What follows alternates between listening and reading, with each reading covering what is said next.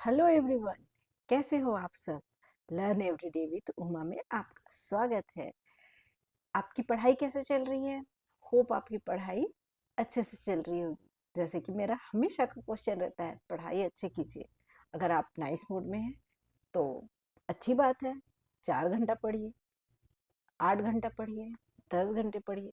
अगर आपका मूड अच्छा नहीं है तो कम से कम 4 घंटा पढ़िए, 2 घंटा पढ़िए, 1 घंटा पढ़िए, लेकिन पढ़िए जरूर। ओके, चलिए हम यूनिट 2 कर रहे हैं। यूनिट 2 में हमने बाकी के पोर्शन जैसे कि एक्सपेरिमेंटल डिज़ाइन हमने देख लिया था, डिस्क्रिप्टिव डिज़ाइन के बारे में आगे भी देखेंगे। पहले भी थोड़ा सा देख चुके हैं, क्वाज़ाई एक्सपेरिमेंटल डिज़ाइन के बारे में देख लिए, प्री एक्सपेरिमेंटल डिज़ाइन के बारे में हमने देख लिया है। अब हम चालू कर रहे हैं correlational design. Correlational design is non-experimental research design used to study the relationship between two or more variables without manipulate them. So in correlation design, we are using two variables without manipulation, without any experiment. Okay, we simply observe the relationship between the two variable, that is x and y. Okay, okay. So types of correlational design. First type is positive correlation, negative correlation and zero correlation.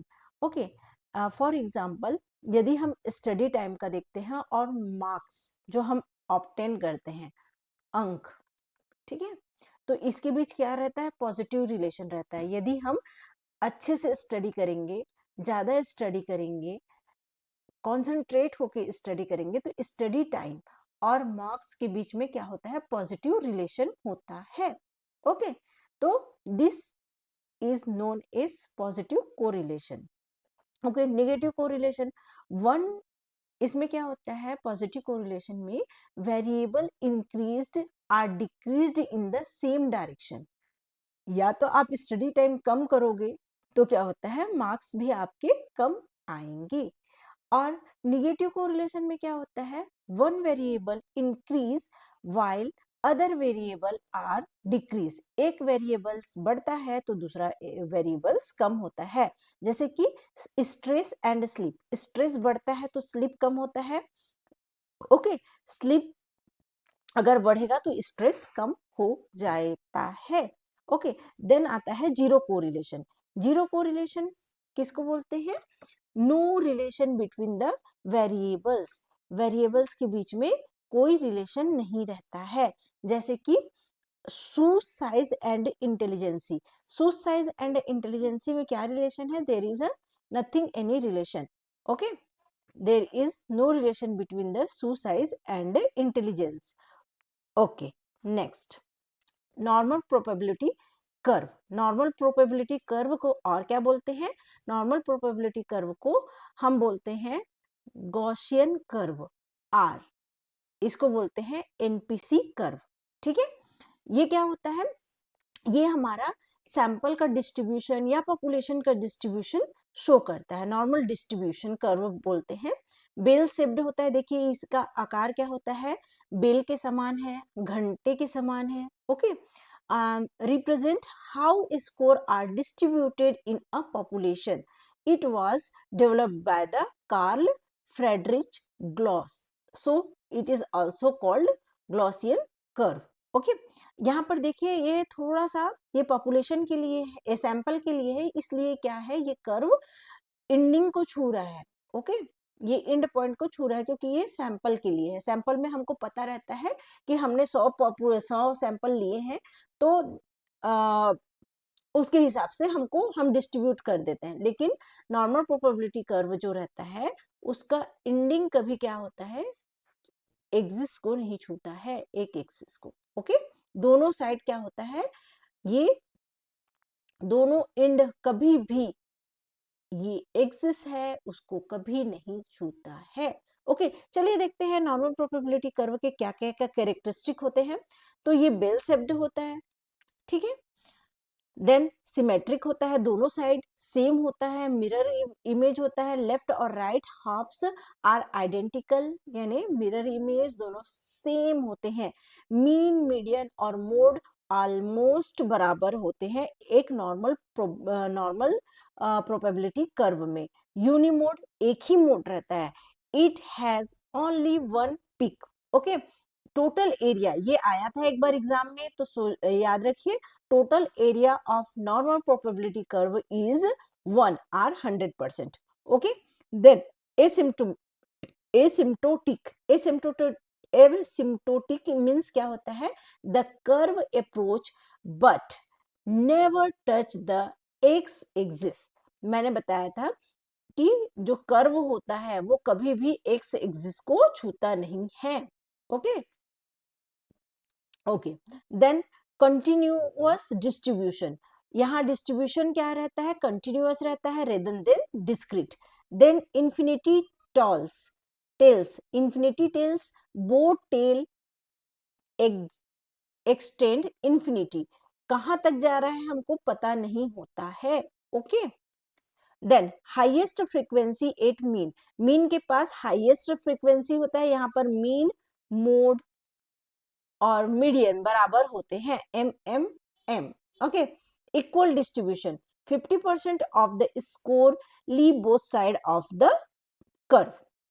Okay okay, then एक बार आपका question आया था कि जो first ये है SD है, फर्स्ट एसडी या -1 टू +1 में कितने परसेंट डिस्ट्रीब्यूशन होते हैं, तो देखिए यहाँ पर 34 इज इक्वल टू 68।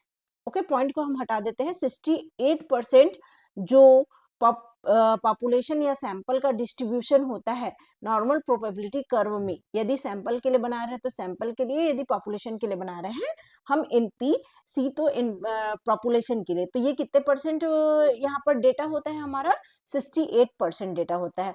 और -2 से +2 तक कितना परसेंट रहता है, अब देखिए ये 68% हो गया, ये 13 और 13, अगर हम इसको अप्रोक्स कर ले तो कितना हो जाएगा, 27। ओके, 27 अप्रोक्सीमेट लेते हैं तो यहाँ पर हो जाएगा 50 और ये हो जाएगा ये 95% जो डेटा होता है वह -2 से +2 तक होता है। तो ये आप थोड़ा सा ध्यान दीजिए। हाँ, यहाँ पर 34% अगर हम इसको अप्रोक्स कर लेते हैं तो, और यहाँ पर 40%, यहाँ पर 2%, ऐसा। ठीक, आपको याद रखना है ये सब चीजें।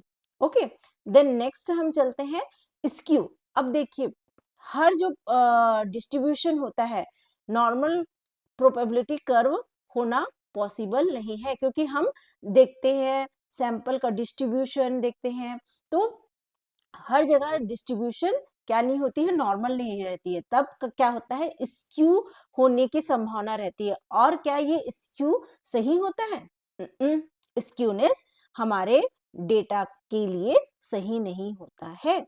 ओके, चलिए देखते हैं स्क्यूनेस क्या होता है। Skewness refer to the degree of asymmetry of a distribution around its mean. Okay, the perfect symmetrical distribution has zero skewness। तो हम देखते हैं कि नॉर्मल प्रोबेबिलिटी कर्व में कितना स्क्यूनेस होता है, that is 0। when data value stretch more to the one side the curve become skew तब हो जाता है। ओके, चलिए देखते हैं कितने टाइप के स्क्यू होते हैं। 2 टाइप के स्क्यू होते हैं। देखिए ये नॉर्मल डिस्ट्रीब्यूशन है, यहाँ पर स्क्यू कितना रहेगा, यहाँ पर स्क्यू 0 रहता है, 0। अब यहाँ पर क्या होता है, राइट साइडेड है। यहाँ पर देखिए राइट साइडेड है, मतलब ये क्या होता है, डिफिकल्ट क्वेश्चन। अगर हम एग्जाम्पल के रूप में समझे डिफिकल्ट क्वेश्चन, हम इसको ऐसे ही पेपर में लैंग्वेज के साथ आता है। ओके, तो उसी लैंग्वेज में हम समझते हैं। डिफिकल्ट क्वेश्चन हुआ, कुछ बच्चे पास हुए, बाकी सब बच्चे फेल हो गए। ओके, कुछ बच्चे पास हुए और बाकी सब बच्चे क्या हो गए, फेल हो गए। तो यहाँ पर क्या होगा, राइट स्क्यू होता है। राइट स्क्यू ऐसे आप समझिए, जो पॉजिटिव रहते हैं, बहुत ज्यादा एक ट्रिक बता रही हूँ, जो व्यक्ति पॉजिटिव होते हैं वो राइट होते हैं, जो राइट होते हैं वो बहुत मीन होते हैं। ओके, इस तरह से हम देखते हैं कि पॉजिटिव स्क्यू को राइट स्क्यू भी कहते हैं। इसमें स्क्यू किस साइड रहता है, राइट साइड रहता है। अगर हम नॉर्मल प्रोबेबिलिटी कर्व देखते हैं तो यहाँ पर 0 होता है, यहाँ पर 1 होता है, यहाँ पर 2 होता है। ओके, तो 1 क्या है, इधर पॉजिटिव साइडेड होता है, इधर निगेटिव साइड होता है, -1 -2। तो देखिए यहाँ पर हम राइट या पॉजिटिव, पॉजिटिव साइड स्क्यू है तो हम क्या बोलते हैं, पॉजिटिव स्क्यू है। अब पॉजिटिव स्क्यू में क्या होता है, मीन हमेशा बड़ा रहता है। ओके, तो मीन बड़ा रहेगा, मोड उससे बड़ा रहेगा, और मीडियन उससे बड़ा रहेगा, और मोड उससे बड़ा होगा। तो इस तरह से हम कह सकते हैं कि मोड छोटा है, उससे बड़ा मीन है, मीडियन है, सॉरी मीडियन, और सबसे बड़ा क्या है, मीन है। थोड़ा सा मिस्टेक हो गया इसमें, एक second.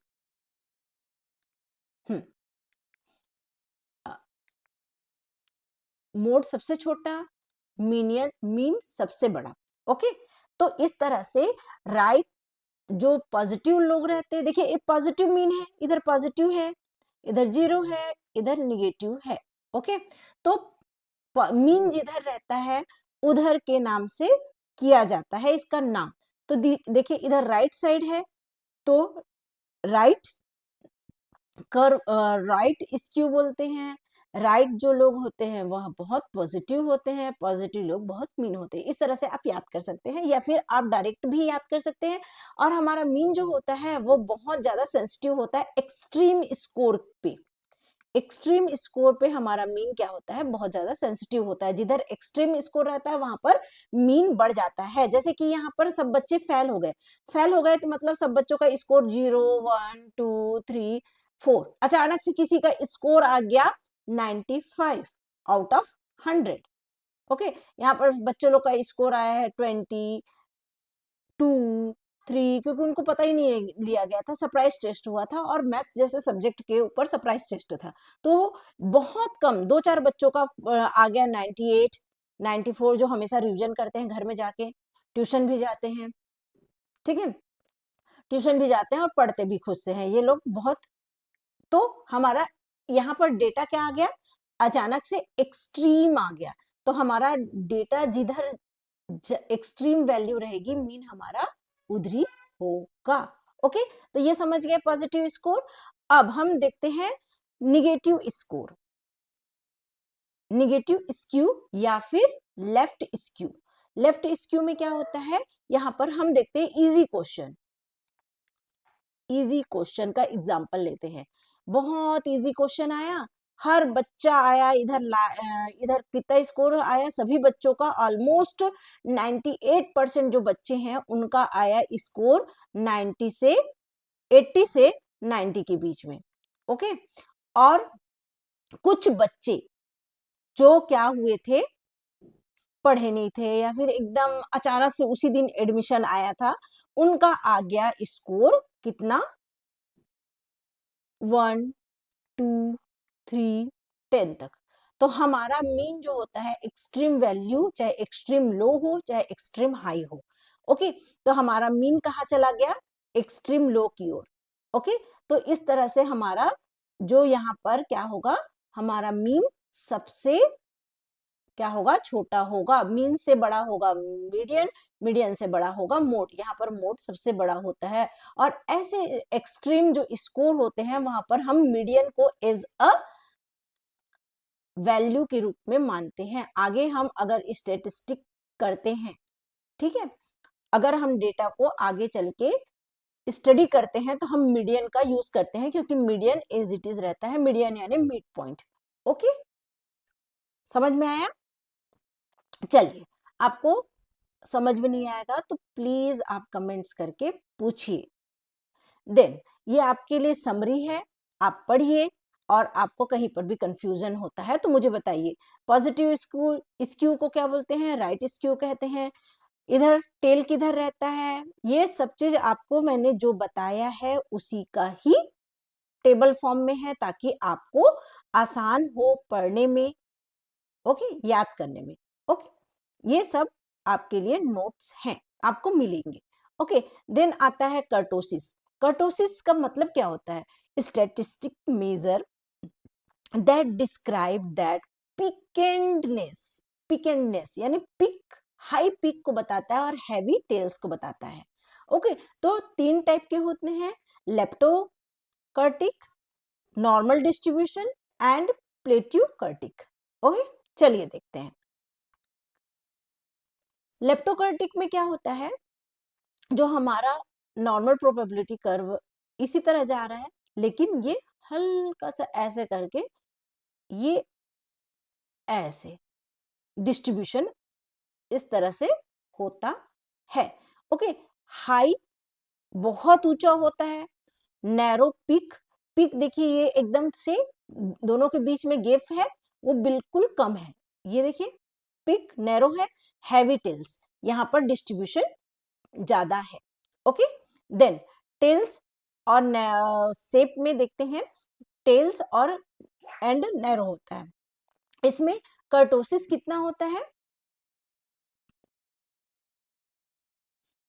More than 3।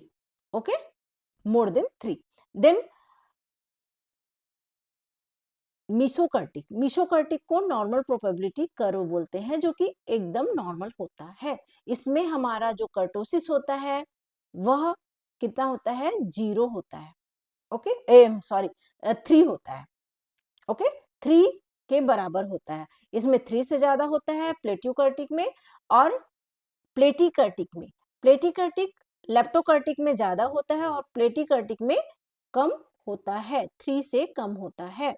Okay, wild and flat होता है, 3 से कम होता है। इस तरह से आपको कर्टोसिस, ये हो गया आपका कर्टोसिस। ओके, देन आता है स्टैंडर्ड एरर ऑफ मीन। इससे पिछले 2-3 सालों से लगातार यूजीसी नेट में क्वेश्चन आ रहा है। ओके, यूजीसी नेट में पेपर 1 में भी, पेपर 2 में भी हम करेंगे। अभी यूजीसी नेट का पेपर भी हम सॉल्व करेंगे। तो स्टैंडर्ड एरर क्या होता है? Standard error of mean is the standard deviation of sampling distribution of the sample mean. मतलब क्या हुआ? It's indicate how much a sample mean is expected to differ from the true population mean. Population mean जो होता है, expected population mean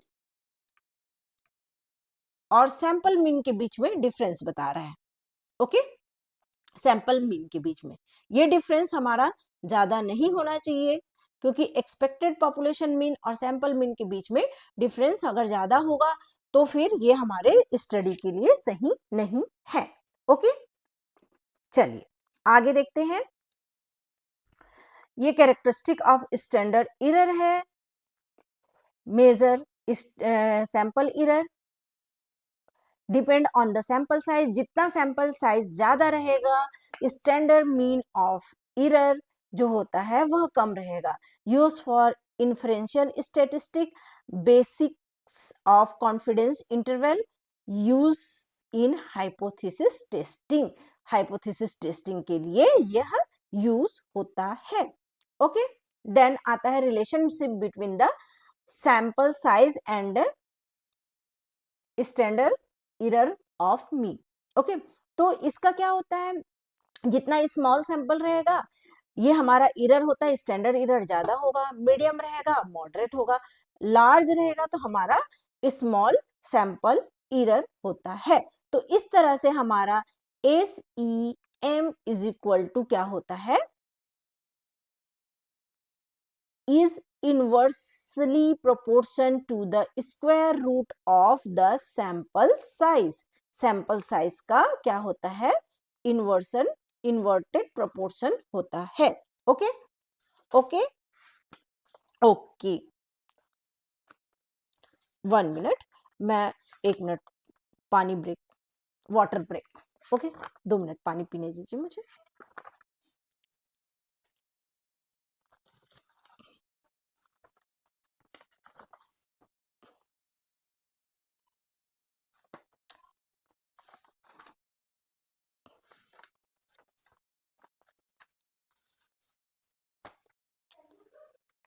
okay, चलिए हम आगे बढ़ते हैं।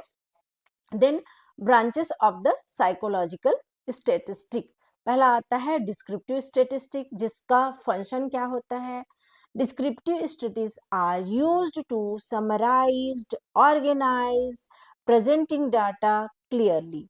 ठीक, डिस्क्रिप्टिव स्टेटिस्टिक का पर्पस ही है कि हमको जो लास्ट में जो डेटा मिले वो समराइज्ड फॉर्म में मिले, ऑर्गेनाइज्ड मिले। इसके लिए दो चीजें होती है, measure of central tendency and measure of variability. Then measure of central tendency mean median mode का हम यूज करते हैं, एंड मेजर ऑफ वेरिएबिलिटी मतलब क्या होता है, कितना हमारा जो सैंपल है, जो हमारा डाटा है, वो कितना फैलाव है उसका, how spread out individual score are, individual score कितना ज्यादा फैला हुआ है, ये बताता है वेरिएबिलिटी। और सेंटर टेंडेंसी हमको क्या बताता है, single value that pin point the middle point of the data. ठीक है, किस तरह से हमारा जो डेटा है वो मिड पॉइंट से रिलेटेड है। देन इन्फ्रेंशियल स्टैटिस्टिक में हम क्या करते हैं, पी वैल्यू का पी वैल्यू निकालते हैं और उसको टेस्ट करते हैं, हाइपोथेसिस टेस्टिंग करते हैं। कॉमन टेस्ट मॉडल जो कि यूज होता है, टी टेस्ट होता है, अनोवा होता है, रिग्रेशन एनालिसिस होते हैं। हम आगे देखेंगे। पहला देखते हैं हम सेंट्रल टेंडेंसी। सेंट्रल टेंडेंसी जैसे मैंने बताया कि हम सेंट्रल की ओर जो डेटा है उसका देखते हैं कि सेंट्रल से वो किस तरह से एसोसिएटेड है। जैसे मीन निकालते हैं, पहला होता है मीन। मीन होता है अरिथमेटिक मीन निकालते हैं, the sum of all value divided by the total number of observation. Okay, sigma x divided by the n. यहाँ पर एग्जाम्पल भी दिया है, जैसे 5 है, 10 है और 15 है, हमारे ऑब्जर्वेशन है, तो 3 ऑब्जर्वेशन को डिवाइडेड बाय 3 किए तो कितना आंसर आया, 10। तो ये हमारा मिड पॉइंट है या मीडियम है, मीन है, सॉरी मीन है, अरिथमेटिक मीन है। यूज्ड ऑल डेटा वैल्यू, इसमें सभी डाटा वैल्यू यूज होता है। Easy to calculate, affected by the extreme value, नहीं। Use when data are symmetric and not outlier, इसको हम तभी यूज करते हैं जब हमारा जो डेटा होता है वह सिमेट्रिक होता है। देन मीडियन, मीडियन क्या होता है, मिड वैल्यू होता है। मिड वैल्यू अगर हम कोई भी डेटा हमको मिला रहता है उसके उस डेटा को असेंडिंग या डिसेंडिंग ऑर्डर में हम क्या करते हैं, अरेंज करते हैं, फिर जो मिड पॉइंट होता है वो मीडियम होता है, मीडियन होता है। ओके, यदि यहाँ पर बहुत सारे वैल्यू रहे, जैसे यहाँ पर तो 3 वैल्यू है तो हम बीच में 7 को निकाल लिए, लेकिन यदि यहाँ पर 7, 9 और यहाँ पर 10 दिया रहता, तब क्या करते हैं हम मिड के 2 पॉइंट्स को क्या करते, प्लस करते, तो इससे क्या होता है 16 आता, 16 डिवाइडेड बाय 2, क्योंकि हम बीच का कर रहे हैं। ओके, तो इस तरह से हमारा 8 आंसर होता मीडियन का। आपको समझ में आया? Okay, not affected by outlier, ये आउटलायर से अफेक्टेड नहीं होता। अभी हमने देखा ना स्क्यू में कि ये आउटलायर से इफेक्टेड नहीं होता है। Good for the skew data, ignore exact value of all data, use when the data are skewed or have extreme value, तब हम मीडियन का यूज करते हैं। Mode, the frequency value of value in a data set, बार बार जो आता है उसको मोड बोलते हैं। ठीक है, नॉर्मल जो प्रोबेबिलिटी कर्व रहता है वो यूनिमोडल रहता है, उसमें एक ही मोड होते हैं। जैसे कि यहाँ पर देखिए डेटा मिला है 2 3 3 5, यहाँ पर 3 2 टाइम रिपीट हुआ है तो मोड हमारा हो गया 3। Okay, easiest to find can be calculated for qualitative data, ये किस में यूज होता है, काई स्क्वायर हम एनालिसिस करते हैं उसमें यूज होता है। ओके, तो इस तरह से मीन मीडियन मोड। देन आता है यहाँ पर relationship between the mode, median and mean. तो ये फॉर्मूला है, एज इट इज आपको याद रखना है। अगर आपको कल के दिन आता है the relationship between the mean median mode, तो mode is equal to 3 median minus 2 mean. Okay, ये कैसा होता है, क्या होता है, ये केवल आपको याद रखना है। इसका बहुत लेंदी वाला फॉर्मूला है, आपको उससे मतलब नहीं है, क्योंकि हमारा जो एग्जाम होगा वो किस बेस पे होगा, ऑब्जेक्टिव बेस पे होगा। तो हमको ये सब चीज से ज्यादा मतलब नहीं है, हमको यहाँ पर हम रटाफिकेशन कर लेंगे। 3 median is equal to 2 mean plus mode, इसी को हम देखिए उल्टा उल्टा लिख सकते हैं। पर हमारा फॉर्मूला, एक फॉर्मूला आप याद रखिए, उससे आपको कई फार्मूले बन जाएंगे। Mode is equal to 3 median plus minus 2 mean, ये फॉर्मूला आपको याद रखना पड़ेगा। ओके, चलिए नेक्स्ट देखते हैं, measure of dispersion. Dispersion means क्या होता है, how far the data value spread out are vary around the central value. Central value से कितना दूर है, इसको बोलते हैं वेरिएबिलिटी। ओके, तो देखते हैं इसमें क्या होता है, रेंज आता है। रेंज में हम सिंपली क्या करते हैं, अपर वैल्यू से लार्ज वैल्यू से स्मॉल वैल्यू को माइनस करते हैं। जैसे कि यहाँ पर देखिए 5, 8, 10, 12 और 15 है, तो इसमें सबसे लोएस्ट वैल्यू किसका है, 5 का है, और हाईएस्ट क्या है, 15 का है। तो हमारा रेंज कितना हुआ, 10।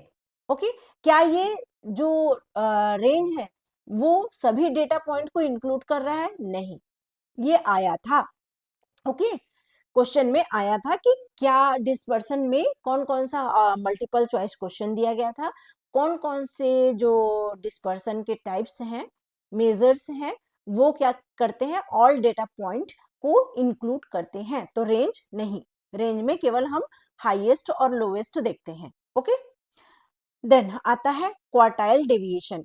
क्वार्टाइल डेविएशन या सेमी इंटर क्वार्टाइल रेंज, इसमें क्या होता है, ये हम एटीट्यूड टेस्ट हम यूनिट 3 में करेंगे, तब उसमें देखेंगे क्या होता है। इस तरह से डिस्ट्रीब्यूशन रहता है। ओके, तो हम क्या करते हैं, इसको 4 क्वार्टाइल में डिवाइड करते हैं। हमको एक्सट्रीम स्कोर से कोई मतलब नहीं रहता है, ये quartile 1, quartile 2, quartile 3 and quartile 4। हमको जो एक्सट्रीम जो रहते हैं Q1 और Q4, इससे कोई मतलब नहीं रहता है। हमको बीच के जो डेटा रहते हैं, जो हमारे 64% डेटा रहते हैं, हमको बस उसी से मतलब रहता है। ओके, नहीं नहीं, हम 25-25% में बांटते हैं इसको। तो बीच के जो हमारा 50% डेटा रहता है, हम उसी को स्टडी करते हैं। हर क्वार्टाइल कितना रहता है, एक क्वार्टाइल इज इक्वल टू 25%। तो क्वार्टाइल 1 और क्वार्टाइल 4 से हमको कोई मतलब नहीं होता है, हम स्टडी करना चाहते हैं बीच के क्वार्टाइल 2 और क्वार्टाइल 3 के बारे में। तो हमारा ये फार्मूला होता है Q3 minus Q1 divided by 2। इस तरह से हमारा जो क्वार्टाइल डिवीजन का आंसर आ जाता है। ओके, इसको मैं आपको डिटेल में समझाऊंगी एटीट्यूड्स का जब हम टेस्टिंग करेंगे तब। फिर आता है mean deviation. Mean deviation, the average of absolute deviation of all value from the mean. Okay, तो इसका फॉर्मूला क्या है, MD mean deviation is equal to sigma x minus x bar या फिर mean upon n। Okay, sorry. Then आता है standard deviation. Standard deviation, the standard square root of the average of square deviation from the mean show how tight value cluster around the mean। इसका formula क्या रहता है, SD is equal to sigma x minus x का square upon n। देखिए यहाँ पर हमने mean deviation देखा। मीन डेविएशन में अगर हम इसमें स्क्वायर रूट लगा दिए, ठीक है, स्क्वायर रूट लगा के और इसमें क्या बोलते हैं, स्क्वायर कर दिए, तब ये हो जाएगा हमारा SD। एस डी का फॉर्मूला यहाँ पर मैं नीचे में फिर से लिखती हूँ, सिग्मा एक्स माइनस एक्स का स्क्वायर स्क्वायर अपॉन एन और अंडर रूट। तो ये हो गया हमारा एस डी का फॉर्मूला। क्या ये सभी स्कोर को इंक्लूड करता है? जी हाँ, ये सभी मीन डेविएशन और standard deviation all the data point को क्या करते हैं? कवर करते हैं। देन वेरिएंस, वेरिएंस क्या होता है? Square of the standard deviation showing how far the value deviated from the mean of square unit। आपको डेफिनेशन याद करने की जरूरत नहीं है, आपको फॉर्मूला पता होना चाहिए। जैसे वेरिएंस इज इक्वल टू क्या होगा? स्क्वायर, चलिए इसको भी लिख देते हैं ताकि लिखने से अलग ही होता है। Variance is equal to sigma x minus x का स्क्वायर अपॉन एन। ओके, यहाँ पर देखिए मीन डेविएशन में स्क्वायर नहीं है, इसमें स्क्वायर है, प्लस एस डी में क्या है? रूट है। ठीक, तो यहाँ पर अगर हम देखें रिलेशन किसके किसके बीच? वेरिएंस के बीच और एस डी के बीच, तो हम ये कह सकते हैं, यहाँ पर अलग से कहाँ पर लिखूं? यहाँ पर okay, S D is equal to हम वेरिएंस कर सकते हैं। Okay, S D is equal to, क्योंकि देखिए यहाँ पर S D is equal to क्या है? ये वेरिएंस का फॉर्मूला है, इसके बदले हम वेरिएंस लिख सकते हैं, बिल्कुल लिख सकते हैं। अब हम वेरिएंस इज इक्वल टू क्या लिख सकते हैं? Variance is equal to S D का स्क्वायर। ओके ओके, या समझ में आ गया? ओके, ये है क्या है? आपका क्विक रिवीजन चार्ट है, आप देखिए टेबल है। फिर level of measurement, level of measurement देखते हैं। नॉमिनल लेवल पे इसको कैटेगोरिकल लेवल भी कहते हैं, इसमें केवल कैटेगराइज करते हैं। ऑर्डर या रेंज होता है? नहीं होता है। इक्वल इंटरवल्स होते हैं? नहीं होते हैं। जीरो होता है? एब्सोल्यूट जीरो नहीं होता है। तो जैसे जेंडर है, जेंडर को आप क्या पॉइंट देंगे बताइए? तो जेंडर क्या हुआ? क्लासिफाई करने के लिए यूज होता है। रिलीजियन, हिंदू, मुस्लिम, क्रिश्चियन, हम देते हैं रिलीजियन। ओके, तो इसमें 1 2 3 4 हम नहीं दे सकते ना, that is equal point. Gender है, जैसे फीमेल है, मेल है, ट्रांसजेंडर है। अब इसको हम इनके जेंडर होने के कारण 2 नंबर, 4 नंबर, 6 नंबर तो नहीं दे सकते ना, ये केवल कैटेगराइज करने के लिए यूज होता है। Okay, blood group, marital state, married और नॉट मैरिड, ये है नॉमिनल डेटा। देन ऑर्डिनल होता है। Ordinal data are arranged in the order or rank, but interval between the rank are unequal. Unequal रहता है, जैसे क्लास रैंक। सेटिस्फेक्शन लेवल, आपने कहीं पर गया होगा, कहीं कैफे वगैरह में जाते हैं, होटल वगैरह में रुकते हैं, तो वो आपसे क्या कराते हैं? एक चार्ट देते हैं और आपको बोलते हैं प्लीज आप अपना क्या करें, इसमें आप अपना ओपिनियन दीजिए कि आप सेटिस्फाइड हैं हमारे सर्विसेज से, या फिर आप आजकल ऑनलाइन ऑर्डर करते हैं, उसके बाद आपके पास आता है रेट दीजिए हमारे सर्विस को। तो that is satisfied, that is ordinal level. उसमें डेटा जो रहता है वो ऑर्डिनल लेवल में होता है। यदि आप 1 देते हैं, 2 देते हैं, 3 देते हैं, तो उसमें क्या इक्वल इंटरवल है? कभी कभी क्या रहता है? 4 5 6 रहता है, नहीं रहता। ये सब चीज क्या है? केवल डेटा को ऑर्डिनल करने के काम आता है, ऑर्डर में अरेंज करने के काम आता है, बस। ओके, तो इसमें इक्वल इंटरवल नहीं होता है, एब्सोल्यूट जीरो नहीं होता है। फिर इंटरवल लेवल के डेटा जो होते हैं वो order data with equal interval but no absolute zero. इसमें हम ऑर्डर कर सकते हैं, इक्वल इंटरवल रख सकते हैं, लेकिन एब्सोल्यूट जीरो नहीं होता है। जैसे temperature in Fahrenheit, IQ score, calendar के ईयर्स, इसमें एब्सोल्यूट जीरो नहीं होते हैं। ओके, हमारे रिसर्च में हम इंटरवल के डेटा को प्रेफरेंस करते हैं, तो यहाँ पर हम क्या निकालते हैं? मीन निकालते हैं। ओके, और रेशियो डेटा के लिए हम ऑर्डिनल डेटा के लिए हम क्या निकालते हैं? मीडियन निकालते हैं। मीडियन को मेन पॉइंट के रूप में लिया जाता है, और नॉमिनल डेटा के लिए हम क्या करते हैं, काई स्क्वायर वगैरह निकालते हैं, काई स्क्वायर, ओके, या तो हम मोड मोड का यूज करते हैं, okay okay. Then ratio data में क्या होता है, order data with equal interval and true zero is possible here, okay.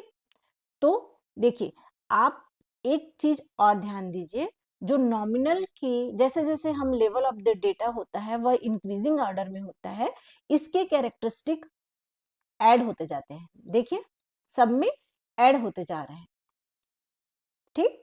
तो जैसे इसका एग्जांपल देते हैं, height, weight, age, income, temperature, time और temperature in a kelvin,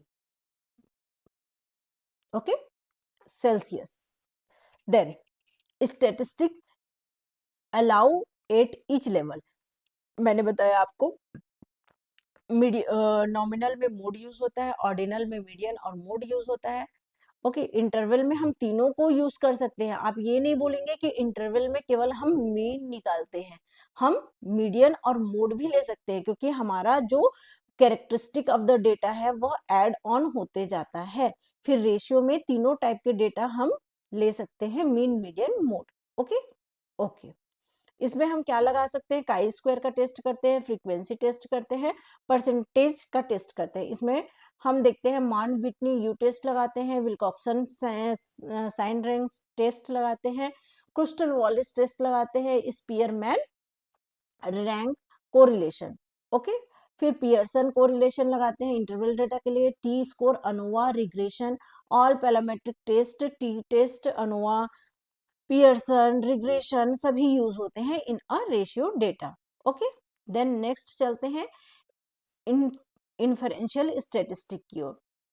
inferential statistic is a branch of statistics used to draw conclusion about a population from obtained data from a sample। Sample से जो हम obtained data लिए रहते हैं, जो collect किए रहते हैं, उसको सैंपल पे क्या करते हैं, हम कंक्लूड करके जनरलाइज करते हैं, ओके। तो चलिए देखते हैं क्या होता है पैरामेट्रिक टेस्ट और non parametric test. Main idea क्या होता है, basic on assumption about population parameter, population parameter के बारे में बेसिक अजम्पशन होता है। नॉन पैरामेट्रिक टेस्ट में क्या होता है, मेक अ फ्यूअर एजम्पशन, इसमें ज्यादा हम एजम्पशन नहीं करते हैं, ओके, क्योंकि हमारे लिए उतना जरूरी नहीं है कि जो एजम्पशन है, जो क्राइटेरिया है वो मीट हो। जब हमारा पैरामेट्रिक टेस्ट का एजम्पशन होता है वो मीट नहीं हो पाता है, तो हम नॉन पैरामेट्रिक टेस्ट ही यूज करते हैं। डिस्ट्रीब्यूशन, नॉर्मली डिस्ट्रीब्यूट डाटा होना चाहिए। डेटा होता है इंटरवल या रेशियो लेवल का होना चाहिए। पैरामीटर हम मीन्स और एसडी यूज करते हैं। सैंपल साइज ज्यादा रहना चाहिए, okay. More powerful when assumption are satisfied, और सैंपल साइज हमेशा हम पैरामेट्रिक टेस्ट में ज्यादा लेते हैं। नॉर्मलिटी देखते हैं, जनरली इंपॉर्टेंट होता है यहाँ, normal distribution of the population होना चाहिए। कौन कौन से टेस्ट यूज करते हैं, t test, ANOVA, Pearson, r, okay. Non parametric test होते हैं, बहुत ज्यादा डिमांडिंग नहीं होता है, ओके। जब हमारा जो डेटा होता है वह स्क्यू भी होता है, तब भी से हम यूज कर लेते हैं non parametric test. Do not require normal distribution, often ordinal और नॉमिनल और non normal interval ratio are used, अगर नॉन नॉर्मल है तब भी से हम यूज कर लेते हैं। Often use rank, median, frequency, useful for small population, are assumption, involution. Then generally not require normalities, Mann-Whitney U-test, Wilcoxon test, Kruskal Wallis test और स्पीयरमैन रो टेस्ट का हम यूज करते हैं। एजम्पशन अगर देखा जाए तो ये दमान जी हैं, पैरामेट्रिकल टेस्ट, इनको बहुत सारे इनके क्राइटेरिया हैं, वो मीट होगा तभी हम पैरामेट्रिक टेस्ट करते हैं। नॉन पैरामेट्रिक टेस्ट होते हैं वो घर की मुर्गी दाल बराबर है, ओके, कभी भी हम यूज कर सकते हैं। समझ में आया आपको, ओके। देन और भी है, ओके, चलिए देख लेते हैं।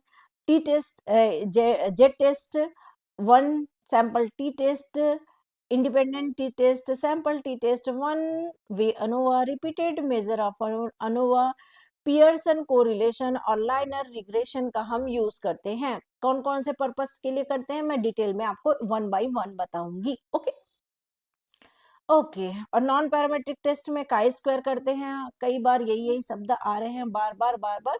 ओके चलिए देखते हैं। अब ये अल्टरनेटिव है, इसको मैं बाद में भी आपको एक साथ बताऊंगी।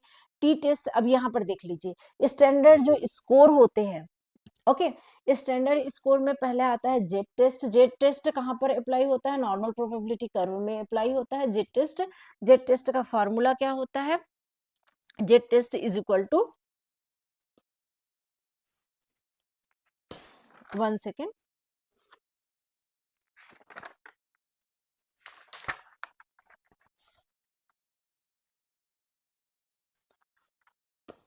Z test is equal to होता है mean minus observation minus mean upon S D, ये होता है हमारा जेड स्कोर का फॉर्मूला। ओके जेड स्कोर एक स्टैंडर्ड स्कोर है, इसमें मीन क्या होता है, 0 होता है। देखिए यहाँ पर मीन मीडियन मोड सब 0 होते हैं और इसका एस डी होता है 1 होता है। यह स्टैंडर्डाइज्ड स्कोर है। इसमें मैच द फॉलोइंग आते हैं मेनली। टी स्कोर के फुल नाम है, इसमें मीन होता है 15 और एस डी होता है 10। ओके देन स्टेन 10 स्टैंडर्ड 10, इसमें मीन होता है 5.5 का और 2 एस डी होता है। देन स्टेन 9 स्टैंडर्ड 9, इसका मीन होता है 5 का और एस डी होता है 2। ओके ये स्कोर इसलिए आपको बताया जा रहा है कि इसमें मैच द फॉलोइंग आता है। टी स्कोर दे दिया जा रहेगा, मीन 0 दे दिया रहेगा। ओके जेड स्कोर दिया रहेगा, टी स्कोर दिया रहेगा, स्टेन 10 दिया रहेगा और स्टेन 9 दिया रहेगा।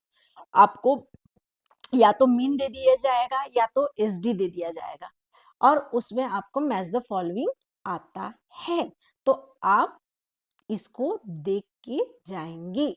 ओके ओके देन नेक्स्ट चलते हैं हम टी टेस्ट। टी टेस्ट क्या होता है, यह पैरामेट्रिक टेस्ट है। Statistic significant difference between the mean हम यहाँ देखते हैं। टी टेस्ट को किसने दिया था, चलिए बताइए। टी टेस्ट को 1908 में किसके द्वारा दिया गया था, विलियम गोसेट के द्वारा दिया गया था। विलियम गोसेट के द्वारा दिया गया था। ओके इसको स्टूडेंट टी टेस्ट भी कहते हैं। इसमें हमने मीन देखा, मीन 15 का होता है और एस डी होता है वह 10 का होता है। ओके ओके देन पैरामेट्रिकल टेस्ट, अगर हमारा एजम्पशन मीट हो जाता है तो हम टी टेस्ट करते हैं। ओके और 1 टाइम 1 इसमें आई भी रहता है, एक ही आई भी रहता है। इंडिपेंडेंट वेरिएबल्स जो रहते हैं 1 रहते हैं और डिपेंडेंट वेरिएबल भी 1 होता है।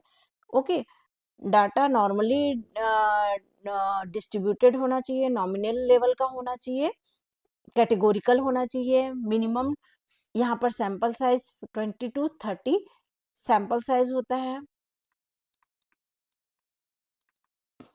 ओके डिपेंडेंट डाटा होता है वह इंटरवल लेवल का होना चाहिए। डिपेंडेंट डाटा होता है वह इंटरवल लेवल का होना चाहिए। और आईवी जो होता है वह कैटेगोरिकल होना चाहिए, लेवल का होना चाहिए। ओके ओके देन नेक्स्ट चलते हैं हम टाइप्स ऑफ टी टेस्ट देखते हैं।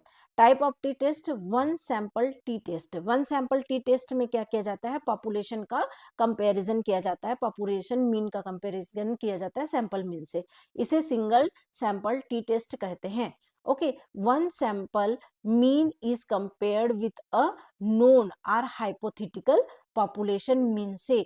जैसे यहाँ पर पॉपुलेशन का जो मीन होता है उसको सैंपल के मीन से कंपैरिजन किया जाता है। ओके ओके एक ग्रुप लिया जाता है, उसमें कॉग्निशन, जैसे ये है पॉपुलेशन, पॉपुलेशन, और ये है सैंपल। सैंपल लिए हमारा सैंपल साइज कितना है, 20 टू 20 23 टू 30 है सैंपल साइज है। हम इसमें देखते हैं इन, चलिए 30 देखते हैं, डायरेक्ट हम उसको राउंड फिगर कर देते हैं।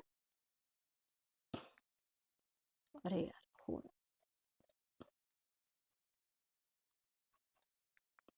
चलिए हमारा 30 है सैंपल साइज।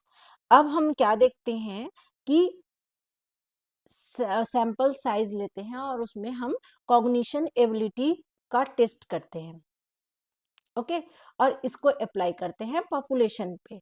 तो एक बार लिए, एक सैंपल लिए और उस पे हम क्या किए, टेस्ट किए, कॉग्निशन का टेस्ट किए और उसको अप्लाई किए पॉपुलेशन पे।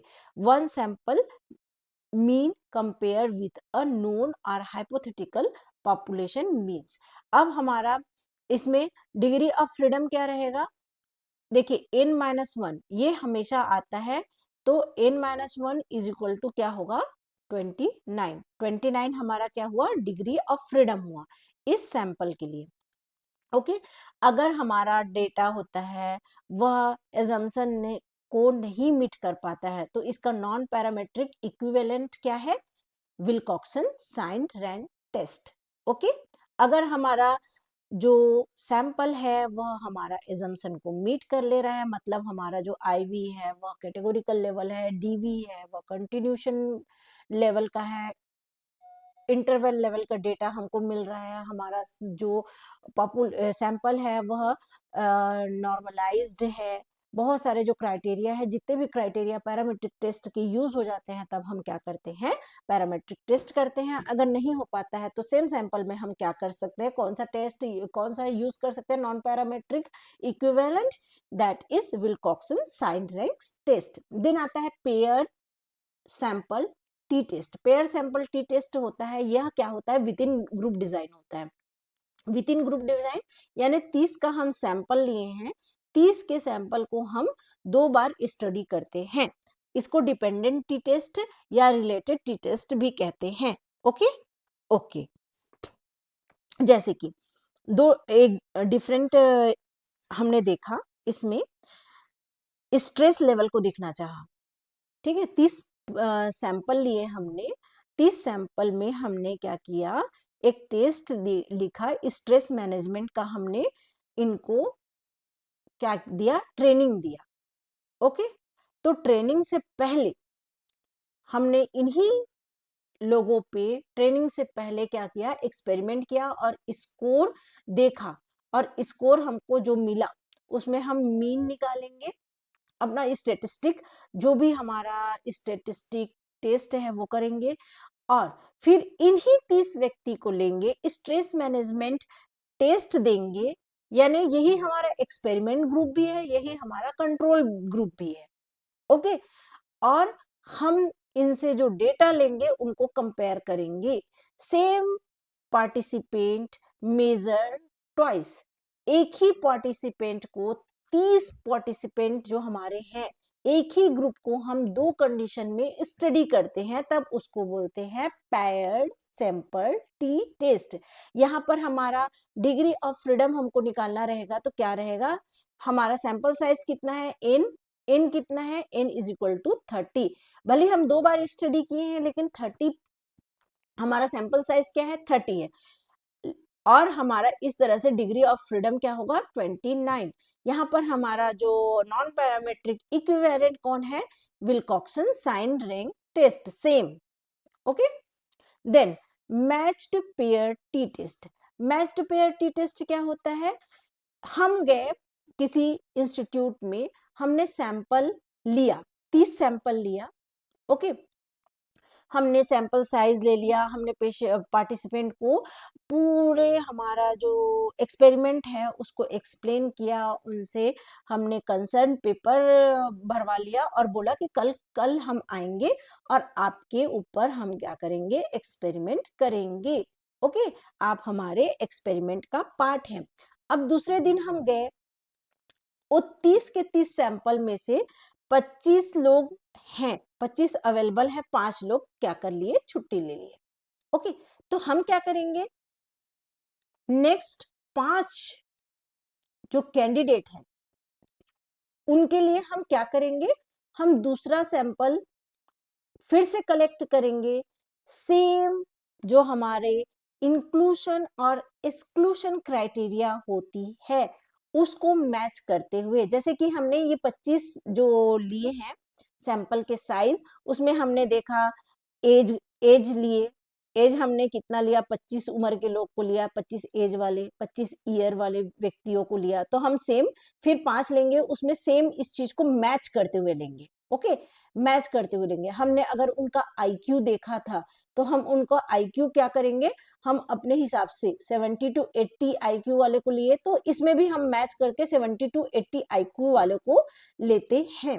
ओके, नेक्स्ट जो पॉपुलेशन मिल गया, फिर हमने और भी बहुत सारे पॉइंट में इंक्लूसिव एक्सक्लूसिव क्राइटेरिया के हिसाब से हम क्या करेंगे, मैच करते हुए फिर से 5 सैंपल लेंगे। इस तरह से हमारा सैंपल साइज क्या हो गया, साइज ऑफ सैंपल अगेन 30 हो गया।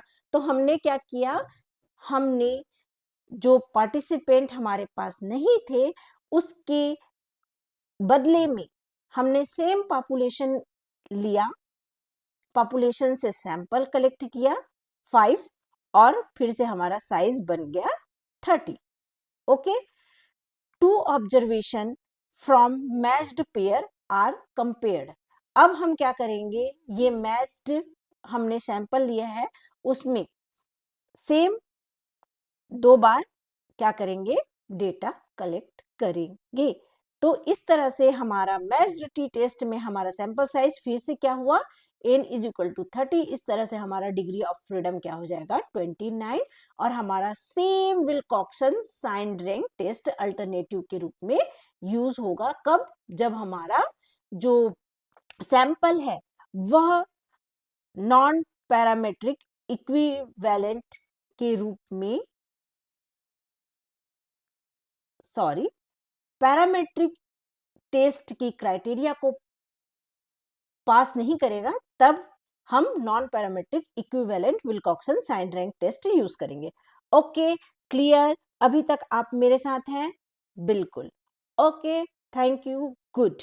ओके, हम देखते हैं इंडिपेंडेंट टी टेस्ट।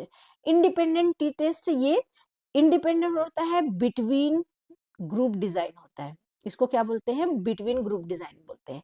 इसमें हम 2 ग्रुप लेते हैं, एक्सपेरिमेंट ग्रुप और कंट्रोल ग्रुप। दोनों में 30-30 के हमारे क्या रहते हैं, सैंपल साइज रहते हैं। ओके, दो हम 2 ग्रुप बनाते हैं इंडिपेंडेंट अलग अलग, और दोनों के मीन को कंपैरिजन करते हैं। ओके, तो इस तरह से हमारा जो सैंपल साइज हो जाता है वो कितना हो जाता है, हमारा सैंपल साइज हो जाता है 30 का, 60 का। ओके, 60 हमारा सैंपल साइज हो जाता है। इस तरह से डिग्री ऑफ फ्रीडम हम इस तरह से भी निकाल सकते हैं, 60 - 2 इज इक्वल टू 58, या तो n 1 - 1 प्लस n 2 - 1, तो सेम 29 plus 29 is equal to 58। Okay, इस तरह से हमारा क्या हुआ, डिग्री ऑफ फ्रीडम निकलता है। और यदि हमारा जो सैंपल है या फिर हमारा स्टडी है पैरामेट्रिक टेस्ट की एजम्पशन को पार नहीं कर पाता है, तब हम करते हैं विल्कॉक्सन सम रैंक टेस्ट, या इसी को बोलते हैं मान विटनी यू टेस्ट। ओके, यहां तक आपको क्लियर है, प्लीज क्लियर है तो थम्स अप दीजिए, और मेरे चैनल को लाइक शेयर सब्सक्राइब करना ना भूलें। Thank you. ओके, फिर हम नेक्स्ट देखते हैं अनोवा। अनोवा हम कल देखेंगे। ओके, तो यदि आपको मेरा चैनल और मेरा पढ़ाने का तरीका आपको अच्छा लग रहा है, समझ में आ रहा है, तो प्लीज लाइक शेयर सब्सक्राइब करना ना भूलें। और यदि आपको कुछ पॉइंट में और क्लेरिफिकेशन चाहिए तो आप प्लीज़ मुझे कमेंट्स करके बताइए ताकि मैं उस चीज़ को आपको क्लियर कर सकूं। Thank you so much.